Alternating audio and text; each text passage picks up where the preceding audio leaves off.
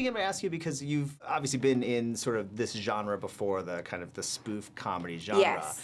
Working with Damon Wayans, who practically invented the horror spoof comedy genre with the scary movies, how did it feel to sort of be working with him on this film? And how did you get involved? Marlon's been a friend of mine for years and years. We've known each other for a very long time, but just never had the right opportunity to work with each other. And this opportunity presented itself. They, you know, he and his team, Rick Alvarez and Mike Titus, they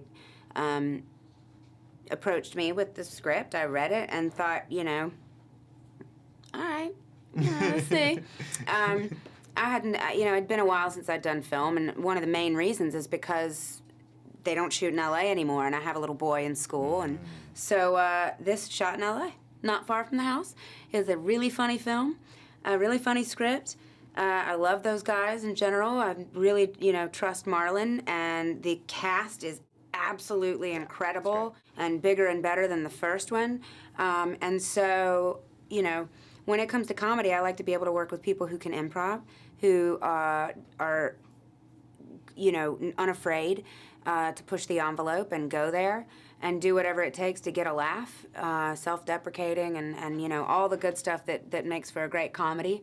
And, you know, this cast does that, and Marlon's energy is, you know, it's infectious. So did I see a take where in the film where maybe you started to lose it with Marlon? Everybody thinks that. But that wasn't that. No, that my character, you know, I was playing this very stereotypical white girl character, and she, you know, in that she thinks that everything he does is funny and doesn't really understand some of the things that he does because he's so stereotypical black in her mind. Right. And so then there's, you know, it's just wrong all the way around. I don't think so. I mean, I think it's hilarious, which is why I did this film, because I love making fun of stereotypes, because I think stereotypes are ridiculous, because it's not the 50s anymore. So that's why I love this film.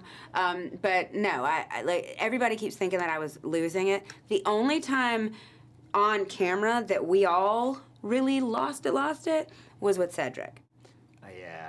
You can't really keep a straight face. Cedric's with that man. hilarious. He's called a king of comedy for a reason. exactly. He was kind of like grandpa for all of us there. And Not that he's that old, I'm just saying. And Missy Pyle is also in the film. And Missy Pyle is in the film. Hilarious. Brilliant. Hilarious Fell in love with her and cast her in my show as my best friend. That's exactly what I was going to ask you. That's how that happened. Okay. So she was on the set, and I'm like, what? And the day before, we had worked it out so that I could come into work on Haunted House a little later in the afternoon, because I had to I was casting the role of my best friend that day.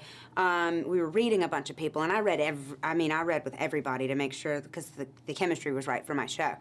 And the day before, we, you know, brought up a bunch of names or whatever, and the very next, then I go to set, and Missy shows up, and I'm like, what?